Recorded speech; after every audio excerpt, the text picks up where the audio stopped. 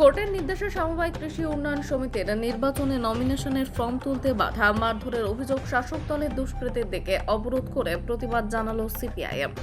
মাকড়দহ অঞ্চল সমবায় কৃষি উন্নয়ন সমিতি লি এর বছর দুয়েক কোনো নির্বাচনের দিকে হাঁটেনি। বিভিন্ন সরকারি দপ্তরে নির্বাচন করানোর জন্য চিঠিপত্র দেওয়া হলেও কোনোরূপ কর্ণপাত করেনি। অবশেষে সিপিআইএম দলের তরফ থেকে কলকাতা উচ্চ আদালতের দ্বারস্থ হলে উচ্চ আদালত থেকে নির্দেশ দেয় 6 মাসের মধ্যে নির্বাচন সম্পন্ন করতে হবে।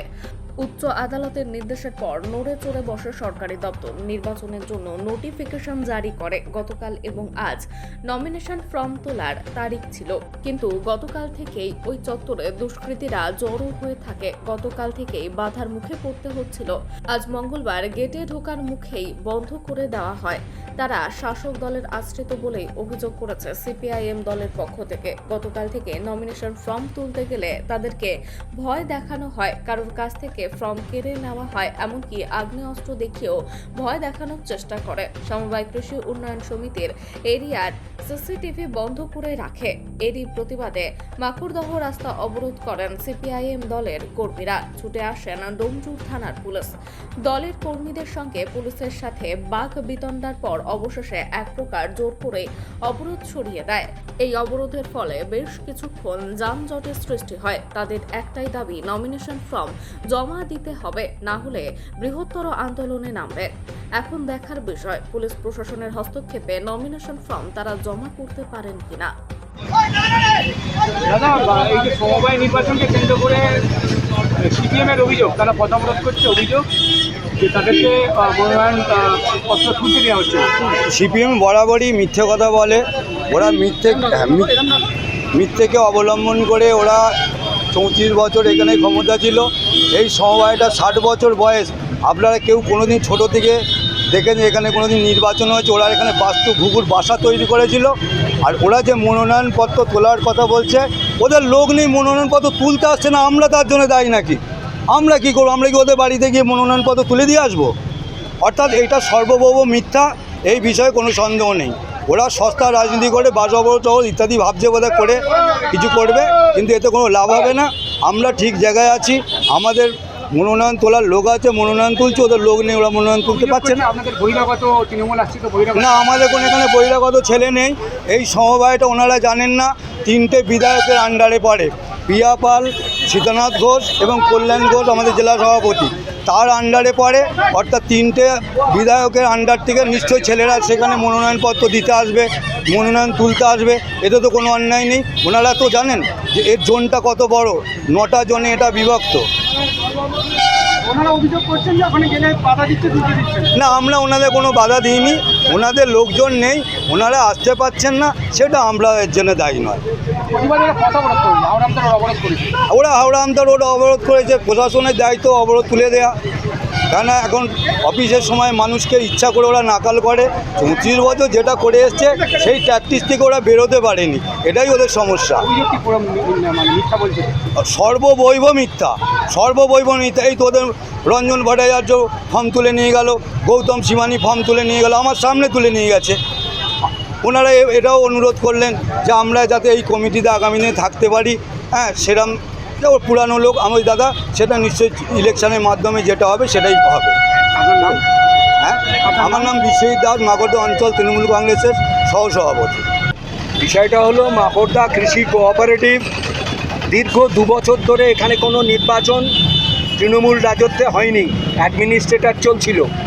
আমরা নির্বাচনের দাবি জানিয়েছিলাম, জনগণের মাস পিটিশন করে আমরা জমা দিয়েছিলাম সরকারি দপ্তরে, মানে কোঅপারেটিভ ডিপার্টমেন্ট, তাতেও সাড়া পড়েনি। যা হচ্ছে সারা পশ্চিমবাংলায়, যেখানে কোথাও ওরা নির্বাচন করতে চায় না, ওরা মানুষের রায়কে ওরা ভয়। যাই হোক, পরবর্তী পর্যায়ে আমরা এখানকার মানুষের, স্থানীয় জনগণের সাহায্য নিয়ে এলাকার মানুষ চায় যে ওখানে হাইকোর্টে কেস করা হোক। হাইকোর্টে কেস হয় এবং সেই হাইকোর্টের কেসের বলে সেখান থেকে অর্ডার হয় যে 6 মাসের মধ্যে নির্বাচন করতে হবে কোঅপারেটিভে। তার ভিত্তিতে সরকারি দপ্তর থেকে নিয়ম অনুযায়ী যেভাবে নোটিফিকেশন ইত্যাদি করা হয়, এবং গতকাল এবং আজকে নমিনেশন তোলার ডেট এবং আগামীকাল হচ্ছে নমিনেশন জমা দেওয়া এবং আগামী পরশু জমা দেওয়ার ডেট আছে। কিন্তু গতকাল থেকে আমরা লক্ষ্য করছি যে একদল দুষ্কৃতী যারা শাসক দল আশ্রিত, তারা কোঅপারেটিভের মধ্যে সমস্ত জায়গায়, হ্যাঁ গতকাল থেকে তারা ওখানে জমায়েত করেছে এবং বিভিন্ন জায়গা থেকে যত অ্যান্টি সোশ্যাল আছে তাদেরকে জমায়েত করেছে। আমাদের সাধারণ মানুষ হিসেবে যারা ওখানে যাচ্ছেন নমিনেশন তুলতে, তাদের নমিনেশন তুলতে দেওয়া হচ্ছে না। যারা ওরই মধ্যে তুলছে তাদের নামিয়ে এনে মারধর করা হচ্ছে, করে কেড়ে নেওয়া হচ্ছে। এমনকি এমনকি ওখানকার যে সমস্ত ক্যামেরা আছে সেই ক্যামেরাগুলোকে বন্ধ করে দেওয়া হয়েছে, সিসি ক্যামেরাগুলোকে দিয়ে এই সমস্ত দুষ্কৃতি রাজ ওখানে চালানো হচ্ছে। এই অবস্থায় আজকে যখন আমরা নমিনেশন আবার তুলতে যাই, আজকেও যথারীতি একদম আপনারা গেলে দেখতে পাবেন একদম ঢোকার মুখ পর্যন্ত ওখানে বন্ধ করে দিয়েছে, ঢুকতে দিচ্ছে না। এমনকি আমাদের একজনকে তাকে একটু বন্দুকও ঠেকানো হয়েছে, মানে ভয় পাইয়ে দেওয়ার লক্ষ্যে। এই অবস্থা চলছে। তার প্রতিবাদে আমরা বলেছি হাইকোর্টের নির্দেশে, যেহেতু ওখানে নির্বাচন হচ্ছে, ওটা সরকারি প্রতিষ্ঠান, ওখানে যেভাবে বেআইনিভাবে ওরা দখল করে আছে, ঢুকতে দিচ্ছে না। বরং লোক কেউ নেই, ওদের ভর্তি লোক কেন থাকবে? কোঅপারেটিভটা সবার মিলে আমরা এই অনেক কষ্ট করে আমরা তৈরি করেছি, এইটা অনেক পরিশ্রম করেছি আমরা এর জন্য। ওরা চাইছে না দখল, সবই তো মেরে মুছে খাচ্ছে।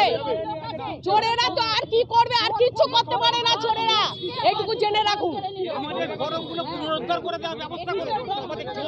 এই যে সব ফর্মগুলো কেড়ে নিল, আমাদের ইমিডিয়েট আমাদের যতজন ফর্ম তুলেছে সবাইকে ফেরত দিতে হবে, নচেত আমরা বৃহত্তর আন্দোলন করব। নমিনেশন কোঅপারেটিভের নমিনেশন ফর্ম ভোটের জন্য এত বছর হয়নি, অনেক অনিয়ম হয়েছে। আমরা তার জন্য কোর্টে গেছি, কেস হচ্ছে, কেসের রায় দিয়েছে 6 মাসের মধ্যে এখানে ভোট করতে। অতএব আমরা সুষ্ঠুভাবে যাতে ভোটটা হয় আমরা সেই চেষ্টা করেছি। আমরাও পারি মারপিট করতে, কেন করব কেন? আমরা সুষ্ঠুভাবে পরিবেশ তৈরি করতে চাই। অতএব আমরা চাই না ওইরকম। আমাদের কেউ নেই, দেখে যান ওদের বিজেপি তৃণমূল ভর্তি। সিসি ক্যামেরা অফ করে দিয়েছে কেন? কার পারমিশনে?